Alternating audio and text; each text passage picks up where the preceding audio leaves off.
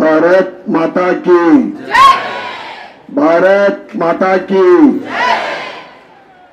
भारत माता की अंदरी కూడా జై శ్రీరామ్ ఈ రోజు నిజామాబాద్ అర్బన్ లోనే కాకుండా నిజామాబాద్ జిల్లాలో మంచి పేరున్న ఒక ఎడ్యుకేషన్ ఇన్స్టిట్యూషన్ ఏది అంటే గిరిరాజ్ కాలేజ్ అని ప్రతి ఒక్కరు చెప్తారు. ప్రతి సంవత్సరం మాదిరి games and sports inaugural function కి ఈ కార్యక్రమం గురించి వేదిక మీద ఉన్న మన మీ అందరి ప్రియతమ ప్రిన్సిపల్ రామ్మోహన్ రెడ్డి గారికి, వైస్ ప్రిన్సిపల్ అబ్దుల్ రఫీక్ గారికి మరియు వేణు ప్రసాద్ గారికి, పిఆర్ఓ దండు స్వామి గారికి, ఫిజికల్ డైరెక్టర్ బాలమణి గారికి మరియు బీజేపీ నాయకులకు,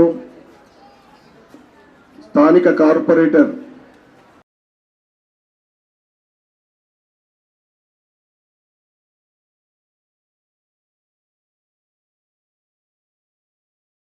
ప్రవళిక శ్రీధర్ గారికి మరియు బీజేపీ ఉపాధ్యక్షులు నాగూర్ లక్ష్మణ్ గారికి, మండల అధ్యక్షుడు రాజు గారికి మరియు ఇతర నాయకులకు, ఈ కార్యక్రమంలో పాల్గొంటున్న క్రీడాకారులకు, కాలేజ్ సిబ్బందికి మరియు ఇతర అందరికీ కూడా నా శుభాకాంక్షలు, శుభాభినందనలు.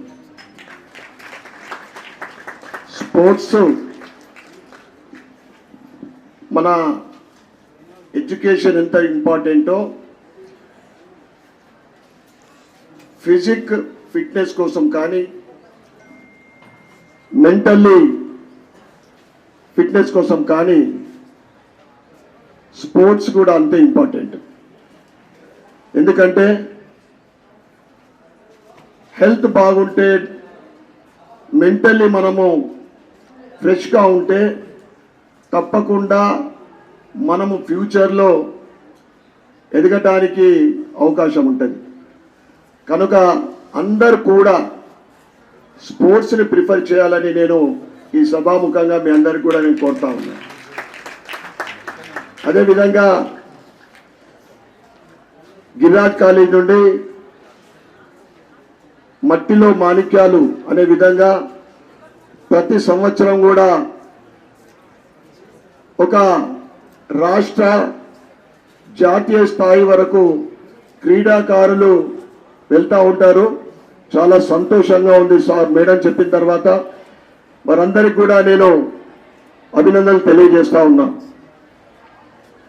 అదేవిధంగా నేను ప్రత్యేకమైన శ్రద్ధ ఇప్పుడే కాదు, నేను ఎమ్మెల్యే కాకముందే ఒక సంవత్సరం ముందు ఏదైతే నిజామాబాద్ నడిబొడ్డున పాత కలెక్టర్ గ్రౌండ్ డిస్మాండ్ చేసినప్పుడే ఆ ప్లేస్లో sports academy, sports stadium, sports track నిర్మించాలని నేను ఆందోళన కూడా చేసిన. తర్వాత నేను ఎన్నికల ప్రచారంలో చెప్పిన, ఆ తర్వాత మన అసెంబ్లీలో కూడా ఈ ఇష్యూను లేవనెత్తినని మీ అందరు కూడా నేను తెలియజేస్తా ఉన్నా. నిజామాబాద్లో జాతీయ అంతర్జాతీయ క్రీడాకారులు ఉన్నారు. తప్పకుండా ఇక్కడ స్పోర్ట్స్ అకాడమీ ఏర్పాటు చేయాలని నేను స్పోర్ట్స్ మినిస్టర్ని కూడా కోరడం జరిగింది అసెంబ్లీలో. తప్పకుండా ఇది నా ఏం, నా గోల్ కూడా అనుకునొచ్చు మీరు. నా పీరియడ్లో తప్పకుండా నిజామాబాద్ నగరంలో అర్బన్లో ఒక అద్భుతమైన ట్రాక్, స్టేడియం నిర్మించడానికి నా వంతు కృషి చేస్తానని మీ అందరు కూడా తెలియజేస్తా ఉన్నాను.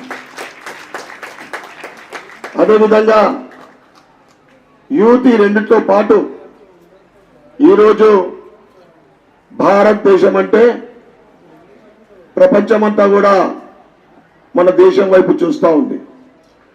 ముఖ్యంగా మన కల్చర్ మన సంస్కృతి సాంప్రదాయాల్ని ఇతర దేశాలు ఫాలో అవుతూ ఉన్నారు. ఆ కల్చర్ని ఎప్పుడు మర్చిపోవద్దు. తల్లిదండ్రుల్ని పూజించడము, పెద్దల్ని గౌరవించడము, ఉపాధ్యాయ బృందాన్ని గౌరవించాలి. ఈ కల్చర్ని మాత్రం మనం ఎప్పుడు కూడా మర్చిపోవద్దని మీ అందరు కూడా నేను తెలియజేస్తా ఉన్నాను. ఎందుకంటే ఈరోజు అనేక దేశాలు భారతదేశ కల్చర్ ఏ విధంగా ఉందో ఇవాళ భారతదేశం లేకుండా మా దేశాలు ఈ విధంగా ఉండేది కాదని చెప్తా ఉన్నారు. అదేవిధంగా గత 10 సంవత్సరాల నుండి ఏదైతే కేంద్రంలో నరేంద్ర మోడీ గారు ఉన్న తర్వాత ఈ 10 సంవత్సరాల్లో వికసిత్ భారత్ మీన్ ఇన్ఫ్రాస్ట్రక్చర్లలో అన్ని ఇన్ఫ్రాస్ట్రక్చర్లు పరిగెడతా ఉన్నాయి, మనం చూస్తూ ఉన్నాం.